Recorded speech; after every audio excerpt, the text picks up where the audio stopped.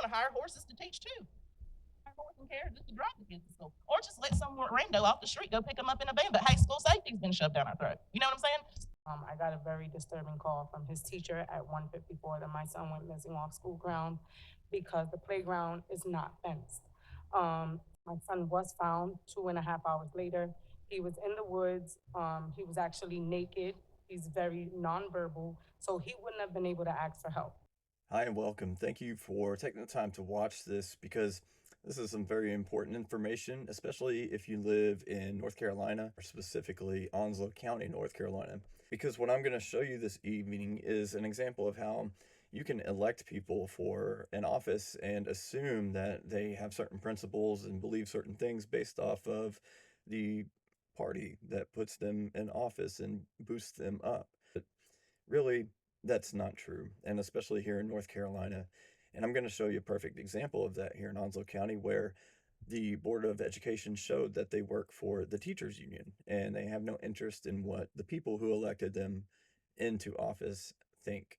So, what happened was the other night they voted on a resolution to ask the North Carolina General Assembly to halt any further expansion of the Opportunity Scholarship, which is a scholarship for low income children and families that can't normally afford to go to a private school to have an opportunity to try something different other than the private school or the public schools.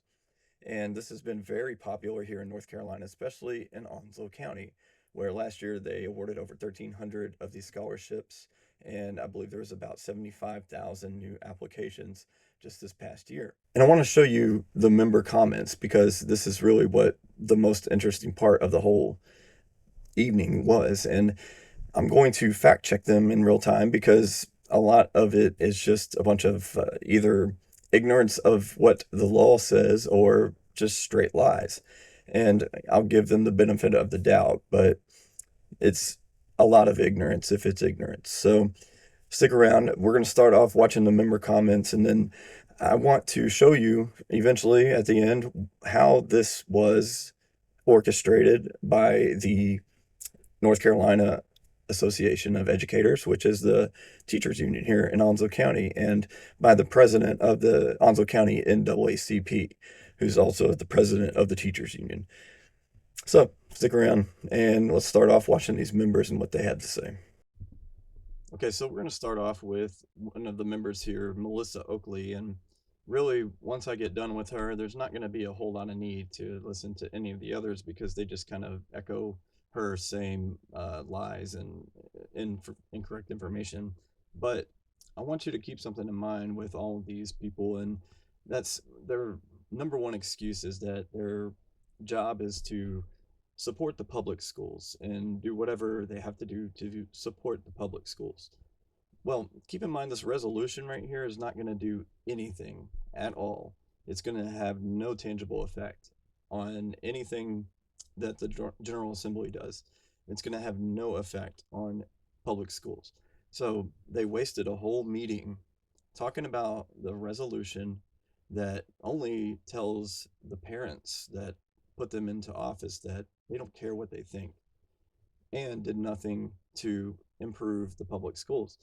This is, by definition, a virtue signal. It's trying to show that, oh, we really care, we really want to make things better, but we're going to do something that actually doesn't have any positive effect on anything. And it's very on par with what this school board has been doing for years. So let's listen and hear what they have to say. Um, Trying to open my notes here. I just want to make something clear that this resolution for me and for no one up here that I have spoken to individually, it is not a charge against charter or public schools. In fact, I substitute at a private school, which I think is a very well run private school, in fact. I believe that each child and each family has a decision to make for what is best for their children. And whether or not that is a private school, a charter school, or Onslow County's finest public schools, that should be their choice. But if we look back historically here, we had a case called Leandro. No one answer out loud for outbursts. Just raise your hand if you have heard of that 1997 case, Leandro. Leandro was recently allowed back into the courts, which is something that is rarely heard of in the state. Do you know why? That is because it has been historically known that the state of North Carolina has underfunded public schools. Additionally, the North Carolina State Constitution says that all students have a right to free and what, Mr. Chairman? Free and public. Did you say public? Public education. So that means that our tax dollars priority should be to public education. Yeah, let me go ahead and stop her right there because that's not actually what the North Carolina Constitution says. Let's actually take the time to read it, unlike some people. So we're going to go down here to education and read what this says here.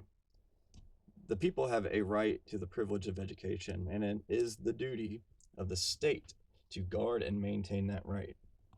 Now, did you see that word? What was it, Mr. Chairman? What was it? Public?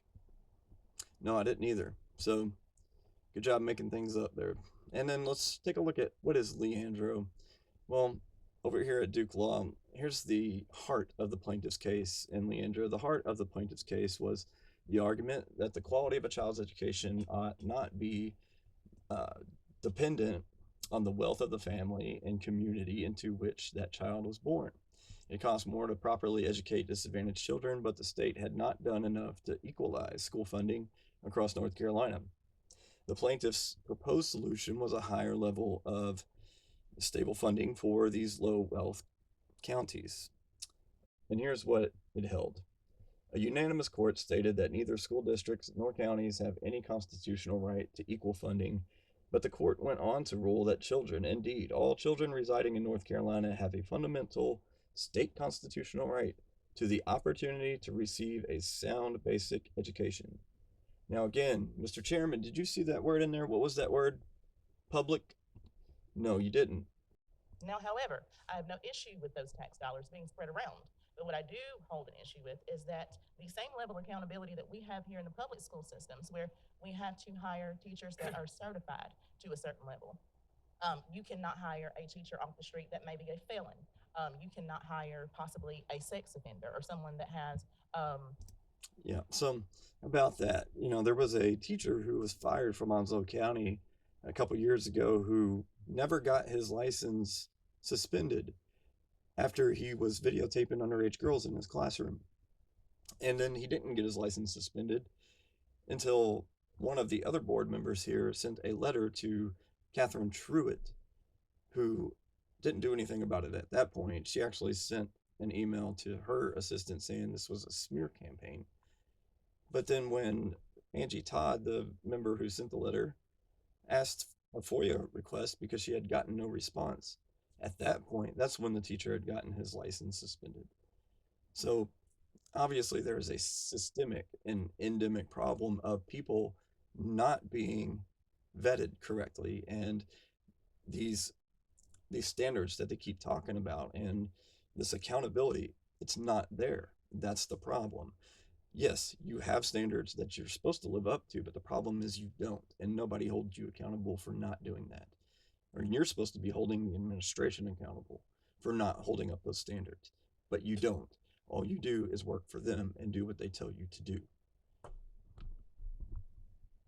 It wants to add on to your school, and they have been convicted of felonies like construction fraud. We have checks and balances that we have to make in the public school system, but your public tax dollars fund us and them, and they don't meet the same checks and balances.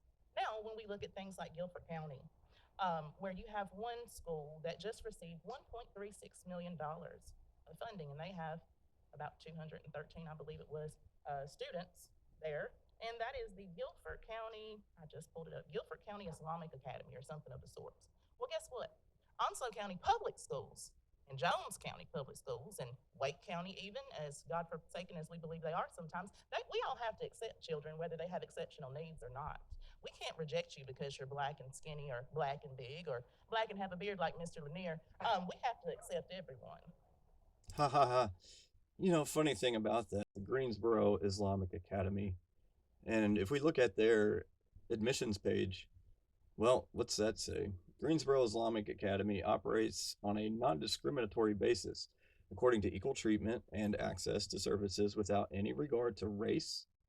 So, oh, you mean you can have a beard and be black and go there?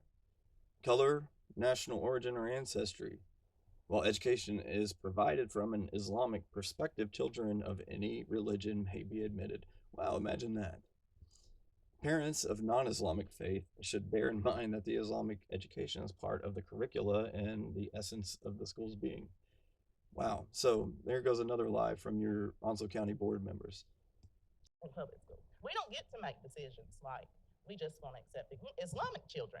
We have to accept the Yeah, Judeo-Christian and they don't children, the either. Catholic children, the non-Christian children, the atheist children, the children that don't even know their children, all the children. We have to accept them all. But these schools get to determine which children they want to accept, and your public tax dollars will go to those things. Now, while all do not, and I do believe that most of them are doing the right thing by the children that they serve, at least the one that I work at part-time. And I love that school, and those kids love me. But the thing here is, when we take an oath to this office, Mr. Chairman, I did that about 4 years ago, and praise God, I'm on my way out the door. Yes. We took an oath of office, and we had to affirm to a code of ethics. Mr. Williams, you might remember this. On line 17 of Does that code of ethics allow you to sit up there on that dais and lie? Just wondering. said code of ethics, I'm getting to it. It says to which every member of this board swore to or affirmed, line 17 reads, remember that always a board member's first and greatest concern must be the educational welfare of the students attending the what school? Somebody come on, board members, you got this. Public schools. There is nothing wrong with this public school board that you did elect on Republican values and constitutional values, might I add, by the way, because the Constitution, again, of this state also says that we are. Remember, we've already read the Constitution, and she's wrong. To adhere to that Constitution by pushing that free and public education. All we're asking for is for those checks and balances. Give us the same leverage. Hey, listen to the rules. We want to hire horses to teach too. That's not at all what the resolution's asking. Not about the horses thing, but it's not talking about loosen the rules, and she's just making things up because, well, I guess the lies weren't enough, so now she's just got to pull things up out of her. Just hire horse and carriage just to drive the kids to school, or just let some rando off the street go pick them up in a van. But hey, school safety's been shoved down our throat. You know what I'm saying? Now, why do you think school safety's been shoved down their throat? I'll tell you what. Let's take a look here. So I'm new to North Carolina. I've only been here since July, so I'm still trying to learn, how much resource we get here in this state.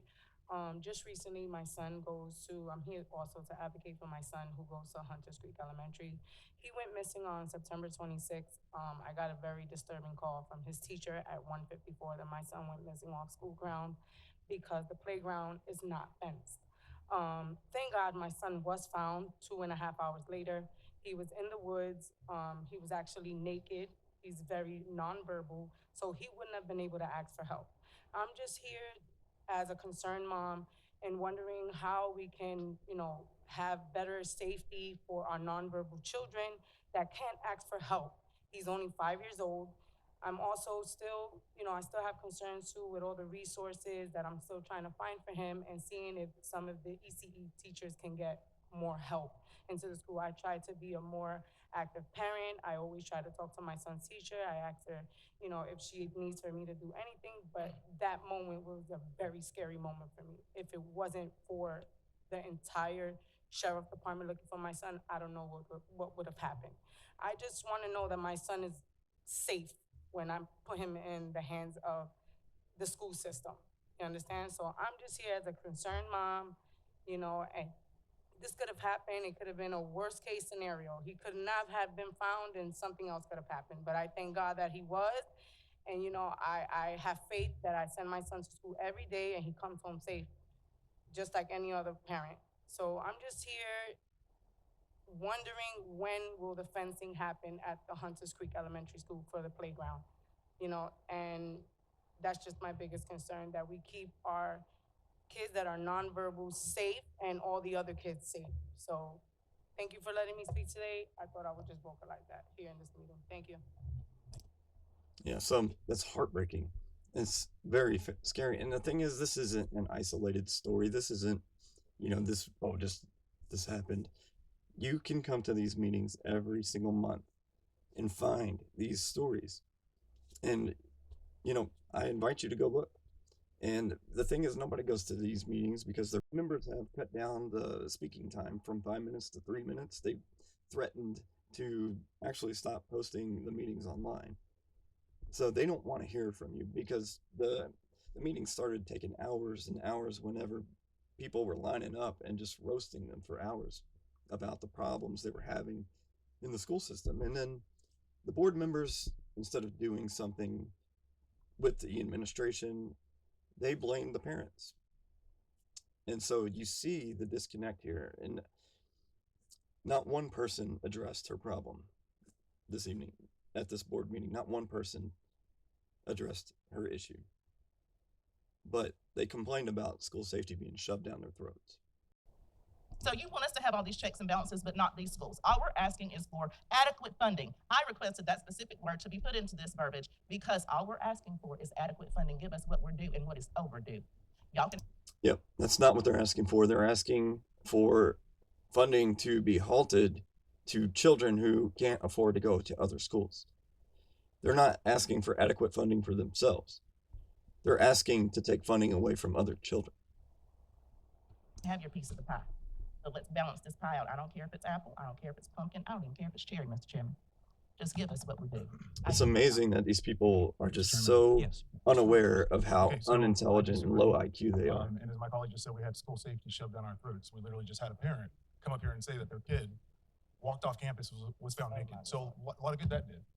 We just had a school assessment that our district staff said was committed or conducted flawlessly, and a kid just wandered off campus naked. We had a student shot across the street from one of our school campuses on something that originated on the campus, but school safety was shoved down our throats. That's enough. But the first thing I'd say is, I've been accused, and so has my colleague been accused of talking to members of the community that come up here and speak at this podium.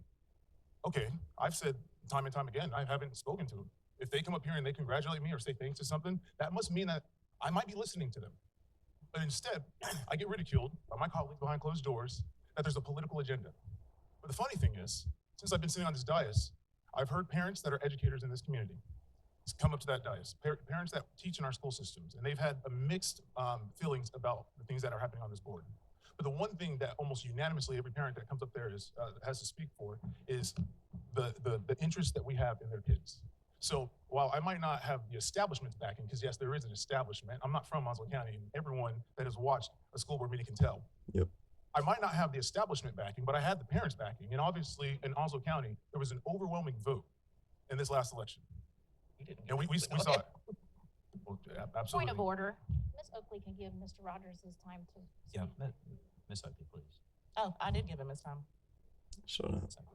We, as in board members that support parents within the community, as well as parents themselves, are demonized whenever we say something against the establishment. Like I said, I'm not part of Onslow, or I'm not a lifelong member of Onslow County, and I've been treated as such. And so are the parents that come up with an issue. And as I'm sitting here reading the resolution, it is riddled with inconsistencies, with contradictions. We've heard people come up today and speak these contradictions, and then I hear a really animated argue against them. But the fact still remains that Onslow County spoke. Onslow County spoke, period. That's it. And now we are literally the first board meeting after the election. I could care less about actually, I'm happy about the presidential election, but I could care less about Onslow County's, or the federal elections. I care about Onslow County.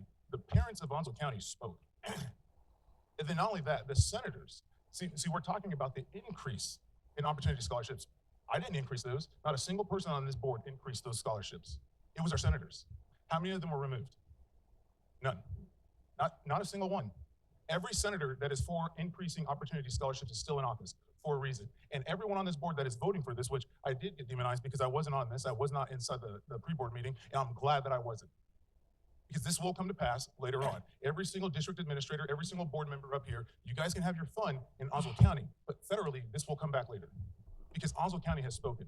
We just don't want to listen to them because doctorates and degrees we believe are smarter than parents' opinions. So I am adamantly opposed to this. I believe Onslow County has shown that they don't care about the parents. And then not to mention, if anyone else wants to mention this, Angie, I don't know if you're going to speak, look at the rate of which people in Onslow County are petitioning for the opportunity scholarships. Let that speak for itself. Just like many people in the federal elections, they didn't learn why they lost. We're not learning why our senators are still in office, but we're about to find out. So I am adamantly opposed to this. I think it goes against the will of the people, and I can't wait to cast my vote against it. Okay, thank you. All right. Yeah, over. Yeah, I serve on the Board of Education for Onslow County Public Schools, and one of my responsibilities as a board member is to advocate for Onslow County schools. This resolution is not about taking funding away from private schools. Yes, it is. It's about taking funding away from the kids. I'm not even going to give these. I'm opposed to this, because I feel like there was 72,000 families that applied for these applications in February. And I feel like we should be asking why these families are not choosing Onslow County Public Schools. I'm the first one to stand up here. I want to see everybody succeed, and I understand that everybody can't succeed in a public school. So I think we should still have our options, and I think ultimately it's up to the parents at the end of the day. We have too many issues going on in our schools, and it's not any one person's fault, but I feel like our priority needs to be there, not on this resolution. So I do not support it, and I did not have a part in authoring it. All right, Bill. Yeah, I'm not even going to waste my time with listening to him again. Gosh, it's painful to listen to him talk, but it's just a bunch of irrelevant information, and it's out there if you want to listen to it. But I've already given you everything, every argument they've come up with, you've heard already, and I've already given you why they're bunk. So now I want to show you the one person who did come and speak in support of this resolution, and we're going to see who exactly this person is. Good evening. Thank you for bringing the resolution in support of public schools. Educators, we like data, so let's talk about what we know. We know that more than 80% of our state students attend public schools. We also know that at least 40% of kids who use a voucher return to public school, and most return further behind than they left. We know that most often We know. So this teacher, we know that she likes data, but where does she pull this data out of? I'm telling you, if you want to be relevant or seem relevant and you want people to take you seriously, tell them where you got your data, because otherwise, you get this. Does not return with them, so that the resources and services they need to catch up may no longer be available. We also know that the majority of those who return are not those who can afford the elite private schools, even with a voucher. And we know that private school tuition, since the enactment of vouchers, has been on the rise, and many have been wrought with fraud. Many have been wrought with fraud. Which ones? And how would you know if they're not accountable? You just said that you can't see what's going on with these schools, but apparently you're making a claim that many are wrought with fraud. Which one is it, educator? Choice. Nowhere in the private sector will you find more choices or opportunities that prepare our kids to excel after high school. We support not only regular education students, but also exceptional children and AIG students. We support students that plan to go to college, students that plan to join the military, and students that plan to immediately enter the workforce. Students learn life skills, academic skills, and interpersonal skills that will serve them after they go forward from our campuses. Guess who else does Simply that? put, despite the effort to tear down public schools and the abundance of misinformation about public schools that says. Now, here's the problem here is these people keep calling this an effort to tear down public schools, and they say that the people who do their bidding and their will are the pro-public school people. No, that's the problem, is we're all pro-public school. We want our public schools to be quality. We want the money that we put towards those schools through taxes to actually go to a quality education. I don't want to have to fight for a voucher or pay money to send my kid to another school so that they can actually get a quality education. And it's great you got a good football program, but if my kid is dealing with bullies all day and the teachers aren't doing anything to help, then what good is all the extracurriculars you have available to these kids? It's not. And that's the problem. And these people have no ability to look at themselves and see what they themselves are doing wrong. It's despicable. They are failing. Our local public schools, which have turned out astronauts, authors, NFL players, decorated war heroes, senators, and House of Representatives, as well as local community leaders, provide education and opportunity for kids and their families that would not otherwise be able to attain them even with a voucher. I ask each of you serving on this public Board of Education to vote yes on this resolution. Thank you. Now you wonder, after such a weak argument in support of the resolution, why would all of them vote for the resolution in her favor? The one person that showed up to speak in support of the resolution. Well, let's find out right now. My name is Ann Hardinger, and I am the proud president of the Onslow Local of the Public School Workers Union, the North Carolina Association of Educators. The proud president of the Onslow Local of the Public School Workers Union, the North Carolina Association of Educators. I also chair the Education Committee of the Onslow County NAACP. Together, these organizations work to improve working and learning conditions in our public schools. We would like to thank Superintendent Yeah, so